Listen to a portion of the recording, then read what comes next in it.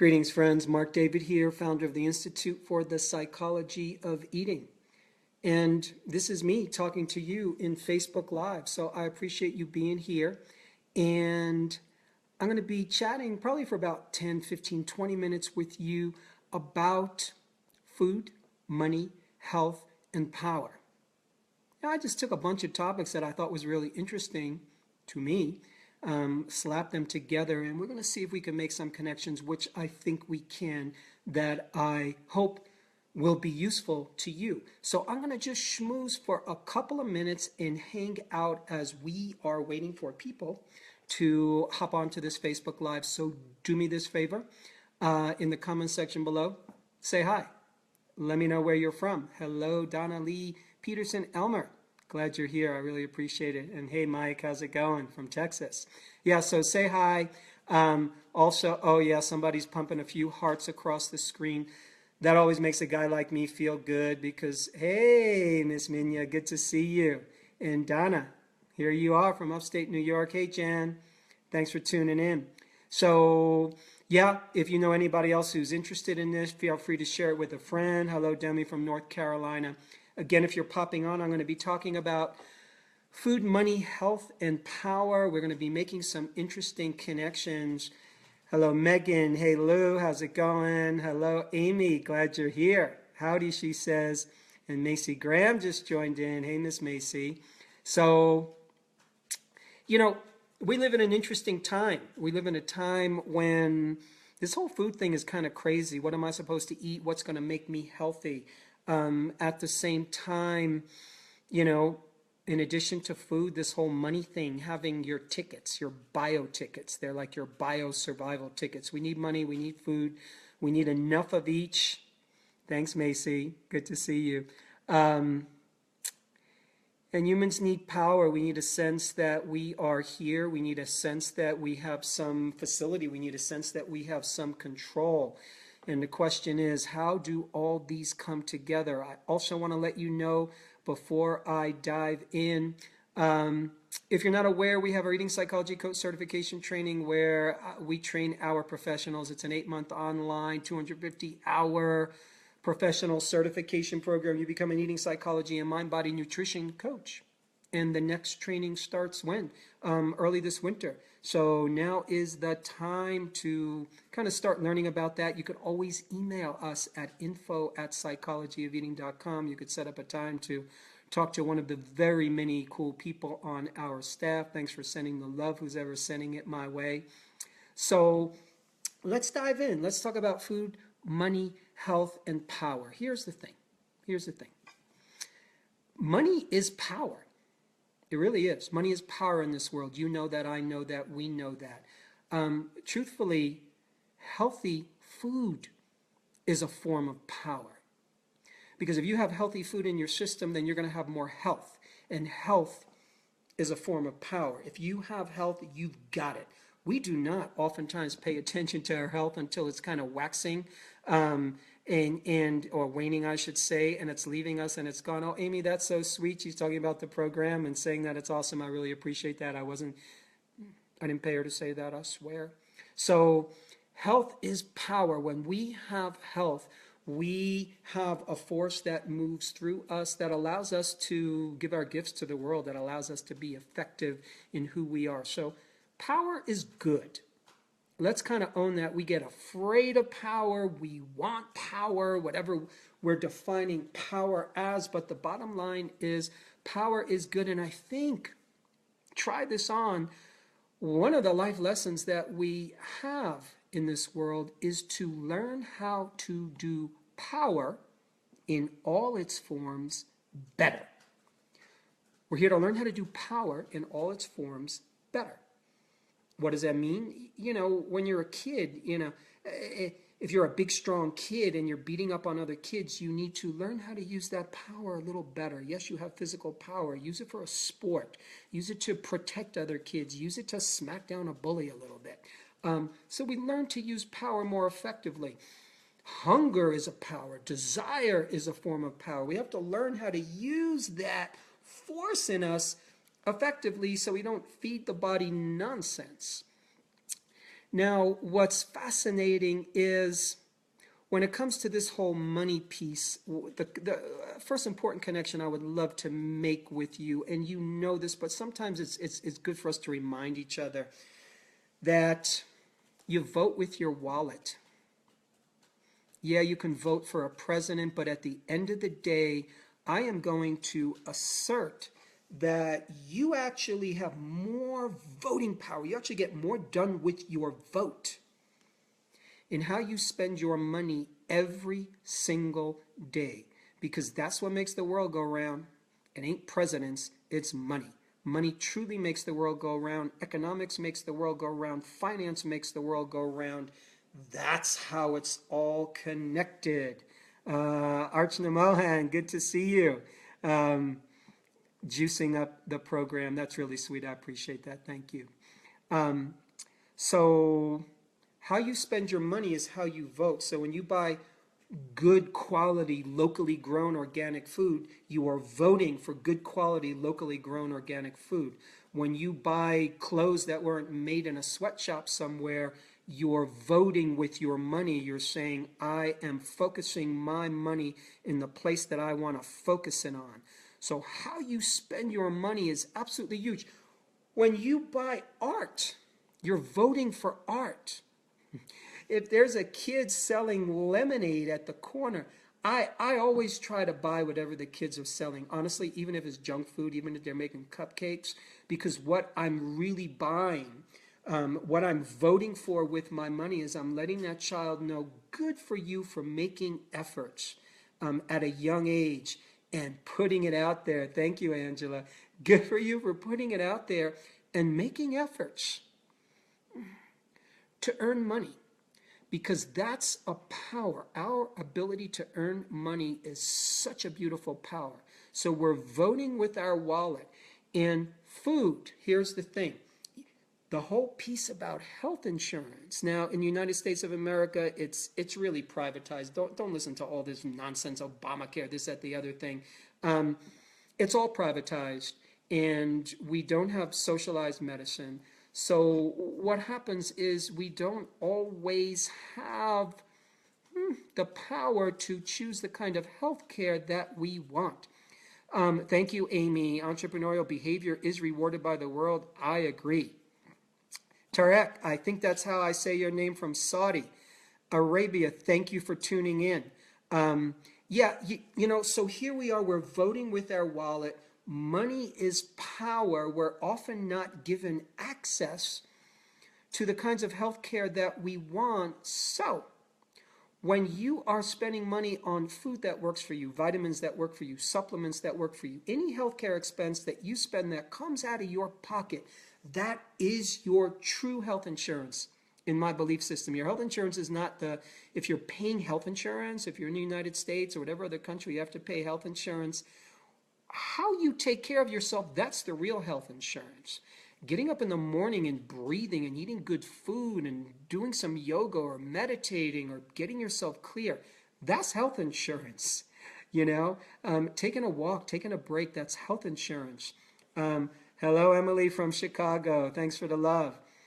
So your health insurance is not the premium you pay every month, and then when something goes wrong, and then you're going to the hospital. Health insurance is really what we are doing every single day. So chances are, if you're tuning in and you're listening to this, you're one of the haves as opposed to the have-nots. The have-nots oftentimes do not even have enough money to buy food. So that's not the people I'm talking to. So if you have enough money to buy food, if you have enough money to buy healthy food, interestingly enough, I'm going to call that a responsibility. If you have enough money to support yourself and eat healthy food, then that's a responsibility for you to actually take advantage of that and be healthy and vote with your wallet in a good way, so that you now have the power, you have the energy, you have the ability to give your gifts in this world, because honestly, that's what the world needs. There's a fight. There's a battle. I wish it wasn't true. We live on a warlike planet. Macy, thanks for sharing the love. Macy has been one of our very well-loved students, graduates, coaches. I really appreciate the work you've been doing in the world, Miss Macy. So we live on a warlike planet, and one of the wars that is going on is the war for your power and the war for your health. The 15 or so, well, maybe really it's 10 or so corporations that control the food chain across the planet. Yep, they figured out, the powers that be figured out that whoever controls the flow of food, whoever controls the flow of information, whoever controls the flow of money, i.e. banking, you kind of got the power. So this is all about you standing up to the powers that be that would be willing to, as an example, here in the United States right now we have a drought in California. Not enough water. Well, guess what? There actually is enough water. But there's a huge amount of water, and those water rights are owned by a company called Nestle. And Nestle just doesn't make chocolate, by the way. They make a lot of food for the system. So oftentimes what happens then is here we are, we have a corporation that has the water rights, and what do? They take that water, they bottle it, and they sell it in another state. They're making a lot of money. So there's a level where there are organizations, there are corporations, there are humans who work in corporations, and unfortunately they're moving in the wrong moral direction. They're all about grabbing the power as opposed to sharing it. So we are living in a time, actually, when every time you do buy something healthy, you do buy something non-GMO, you do buy something organic, you are making a statement. You are driving industry in the direction that you want them to drive in, because as consumer behavior changes, i.e. is what we spend our money on because we vote. Nobody hits you over the head and makes you spend money on this, that, the other thing. Is you spend money on that which truly serves you. The people that are selling that take notice, and they're going to want to sell you more of it. Amy says, no health insurance for over 20 years. We use our money on organic food, chiropractic massage, growing our own food, etc. Don't want to support that health insurance system. You know, Amy, there's a lot of people who are doing what you're doing. I fully honor and respect and support that. It's a fascinating risk. I did that for many, many, many, many, many years. And I buy the most minimal health insurance. I buy catastrophic health insurance. I pay the tiniest amount that I can. And I make sure that I take care of my health as best as I can. And that's a beautiful thing. And that's an empowered choice. Is it risky? Yes, but crossing the street is risky, for goodness sakes. You know, if you're a vegan, every time you buy non-animal healthy food, you vote for being a vegan. If you're a paleo person and you care about quality meat, every time you buy something quality and locally grown that's a meat product, you're voting for that. I think it's important for us to realize that we have, in that sense, more power than we know.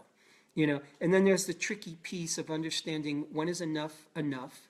When do you stop worrying about your health and live your life? When do you start worrying about food and be able to take all the energy that you're using for, you know, fixing your health, fixing your diet, having a better relationship with food? When do you take all that energy and actually move it into really being you and giving your gift in the world? So we are living in a time also, I think, when we're redefining. And by the way, feel free to comment in the comment section if you have a question that you want to ask that's related to this topic, or very related to this topic. Please ask it. I would be so happy about that. And if you're just tuning in now, we are talking about food, money, health, and power, and making some, what I hope is some good connections. You know, Amy says it's important to feel empowered. It's about our choices. Everyone needs to make choices that empower them. So true. And you know something? That's how we teach our children. We don't just teach them in school. We teach our children because they watch us. They observe us. Kids are brilliant interpreters. They watch really well. Kelly says, my votes are multiplied by influencing my kids in such a huge way because they inherit the world and they are going to be running the show. You know, the more we tighten our game around money, money and food are very closely connected. They are essential for survival, you know, and money and food are such amazing forms of power, and we so have to use them wisely. And your relationship with money is what counts. It's easy to be afraid of it. It's easy to judge it. It's easy to live in fear around it. Sometimes it's easy to waste money. Worse yet, it's easy to waste their time. You know, a lot of people who want to make more money, part of it is learning how to use our time better, use our time more efficiently, i.e. not waste time, not be wasting your energy on nonsense things, whether it's gossip, whether it's watching things on TV, on the internet, and the movies that don't truly serve you. Thank you so much, Wendy, for the kind words. Tarek says, to what extent do you believe that community can make a big change against those multi-million-dollar ads and marketing budgets? You know, I believe that us as a community, every time we get together in a conversation like this, we are an immune response to the powers that be that control the world. So I absolutely know that from a grassroots level, we have amazing power. And the powers that seem like they control us want us to actually think otherwise. They want us to think we're helpless. They want us to be apathetic. They want you to think your vote doesn't count. And honestly, you know, I want to get back to this voting concept, because I'm still seeing here in the United States, I'm still seeing in the newspapers, I'm still seeing on the internet, everywhere. We're talking about the vote, we're talking about Trump, we're talking about Clinton, and we're so focused on that. And I'm going to tell you, you know, I've been on this planet, you know, a good 5+ decades, and I watch presidential elections. And from what I can see year to year to year, we still live on a warlike planet. The educational system is still going down. Healthcare is still going down.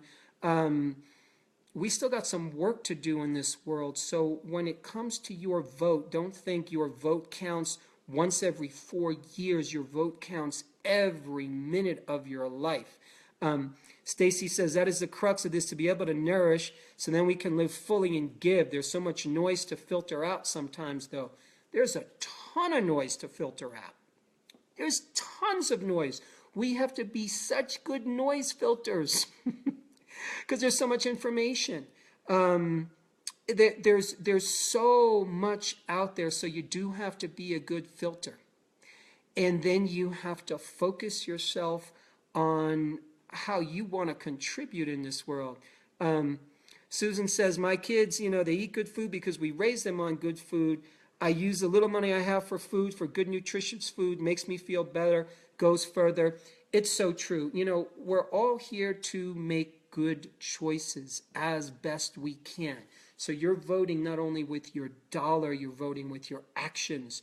You're voting with your words. You're voting with how you raise your children in private. You're voting with how you talk to your partner in the silence of your own home. Are you speaking in a loving way? Are you speaking in an attacking way?